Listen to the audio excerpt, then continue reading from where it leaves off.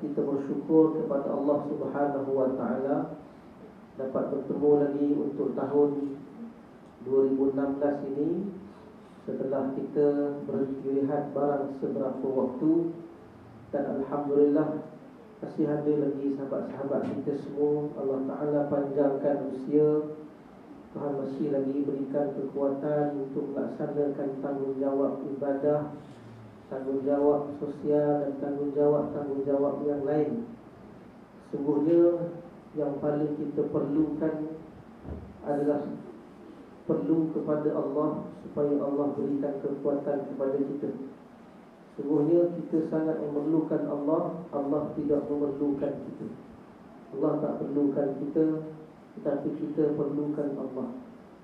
Justru itu setiap ketika dan setiap waktu kita perlukan kepada kekuatan, kita perlukan kepada peluang, kita perlukan kepada ruang, kita perlukan kepada jasmani yang sihat, rohani yang sihat dan sebagainya, untuk kita melangsungkan kehidupan kita sebagai hamba Allah Subhanahu wa taala yang akan Allah persoalkan segala tindak tanduk dan aktiviti kita di alam akhirat nanti. Yang mana alam akhirat itu bermula daripada alam barzakh yang kita sebut sebagai alam baqa. Permulaannya itu adalah alam barzakh. Ketika kita berada di alam barzakh, sudah ada barang beberapa soalan yang akan ditanyakan kepada kita.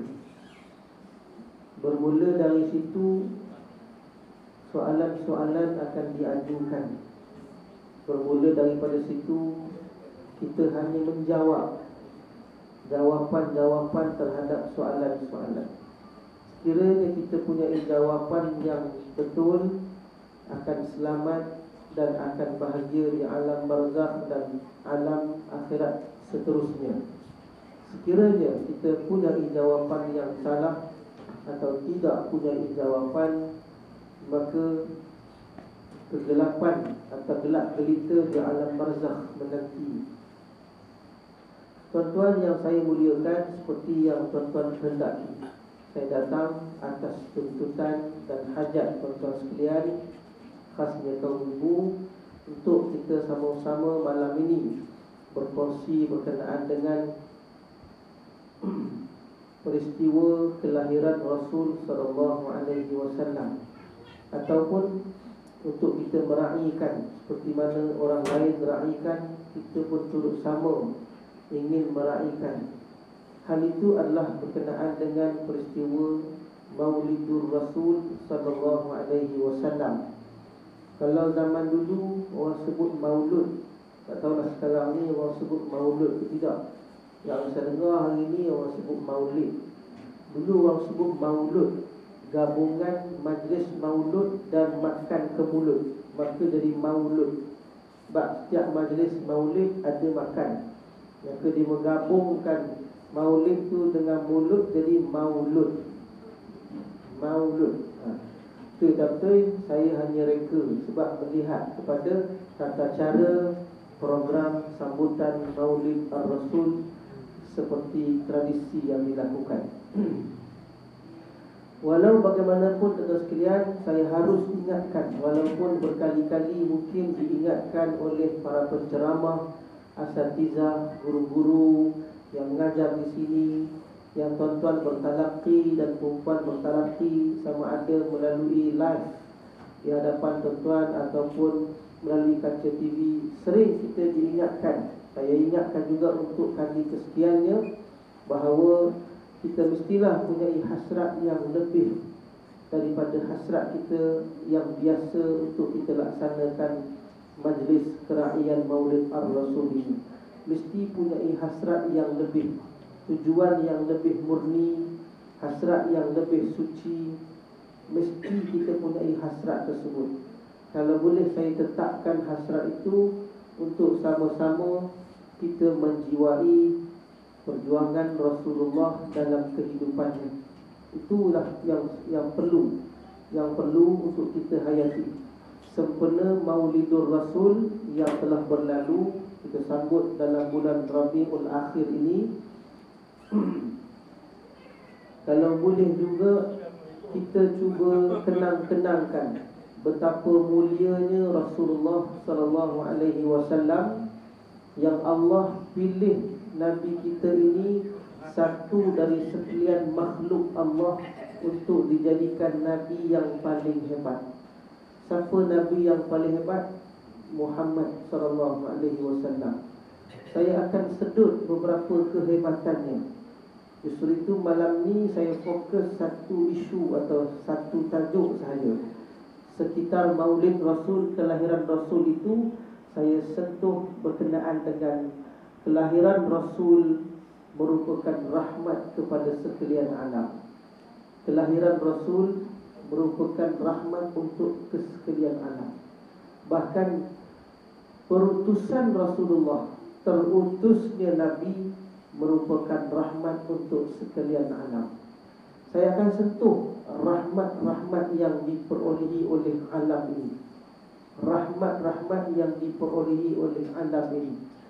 Sebelum saya sentuh yang itu, bagi menjiwai kelahiran Nabi, kewujudan dan perutusan Nabi alaihi salatu wassalam ke atas kita umatnya, marilah sama-sama kita hayati ayat yang saya bacakan kepada tuan-tuan tadi. Qul in kuntum tuhibbunallaha fattabi'uni yuhibbukumullah wa yaghfir lakum dzunubakum. Ayat ini saya terjemahkan tadi. Allah perintahkan Nabi kita Muhammad supaya seru, beritahu, khabarkan kepada umatmu, sama ada para sahabat ataupun mereka yang umat Nabi SAW secara umumnya.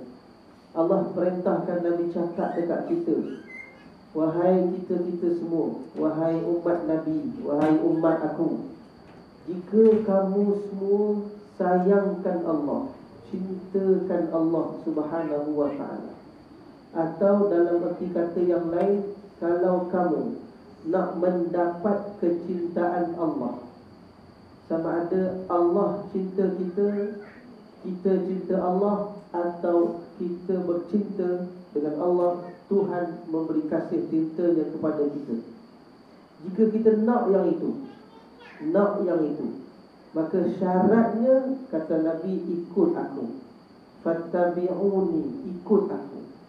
Ikut Nabi dapat kecintaan Allah. Ikut Nabi dapat kecintaan Allah Subhanahu wa ta'ala. Kalau kita baca sejarah sahabat-sahabat yang hidup melihat Rasul di hadapan mata mereka, sahabat-sahabat Nabi yang melihat, menyaksikan penurunan wahyu, mereka ni hidup zaman Nabi, tengok Nabi, dapat tengok wajah mulia Nabi SAW, dapat melihat keindahan, kecantikan, rupa paras Nabi SAW, dapat melihat budi pekerti Nabi yang begitu mulia dan murni, dapat melihat dan hidup bersama Rasul SAW, mengecapi kemanisan berkasih dengan baginda. Mereka sentiasa turut apa yang Nabi buat. Mereka sentiasa ikut. Kalau hatta dalam isu-isu kebiasaan hidup dipanggil, kebiasaan hidup, Nabi katalah suka jalan, kalau keluar musafir suka ikut highway. Contoh, Nabi suka ikut highway kalau musafir, tak suka ikut jalan lama. Sahabat Nabi seboleh mungkin kalau dia berkeluar nak musafir, mesti ambil jalan highway. Kalau Nabi ikut suka dia dalam perjalanan musafir itu berhenti dekat RLR Tapah. Contohnya, dia berhenti di satu-satu tempat. Maka sahabat Nabi ni, bila Nabi tak ada atau bila mereka berjalan, bermusafir tanpa Nabi bersama mereka, dia akan ikut jalan itu dan akan berhenti di tempat Nabi berhenti. Hal ini hal biasa. Kalau sahabat tak ikut pun tak ada apa-apa kesalahan, tak dikritikkan apa-apa dosa, apatah lagi mengakibatkan seksaan di alam barzakh maupun di alam akhirat. Tapi oleh kerana nak dapat kasih Tuhan itu, ikut Nabi, mereka ikut dari sebesar-besar perkara sampai sekecil-kecil perkara. Tadi sembang satu orang dia terikut cakap dia. Dari sebesar-besar perkara sampailah sekecil-kecil perkara, mereka ikut Rasulullah sallallahu alaihi wasallam.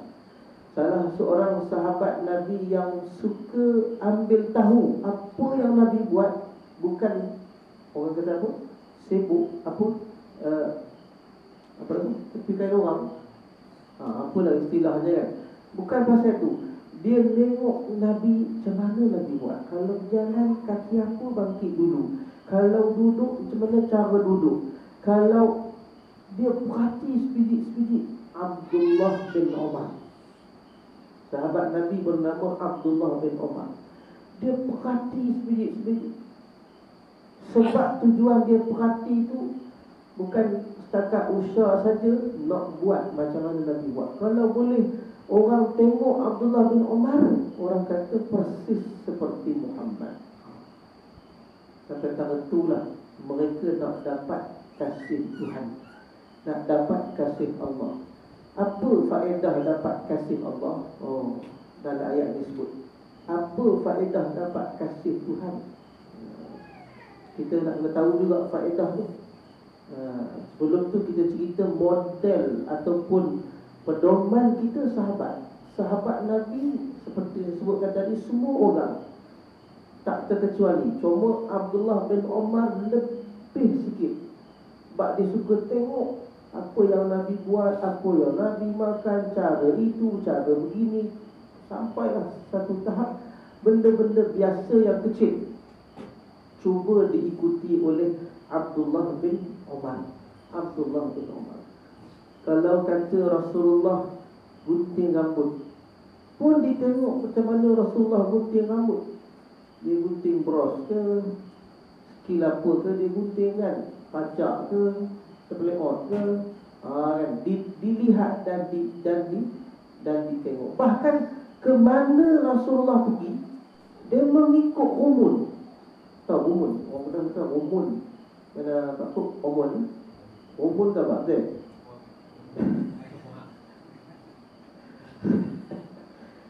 Orang kata umun. Mana Nabi pergi, mereka ikut umun. Orang Penang pun cakap gitu lah, kan? Bukan setakat ikut perbuatan, ikut cara berjalan, ikut cara makan, ikut mana jalan yang Nabi pergi, ikut Nabi-Nabi sekali. Nabi pergi masjid pakai rumun, pergi masjid ikut. Nabi masuk kedai gunting pakai rumun, masuk kedai gunting rambut. Pakai masuk, macam budak-budak kan. Kalau dia suka seseorang,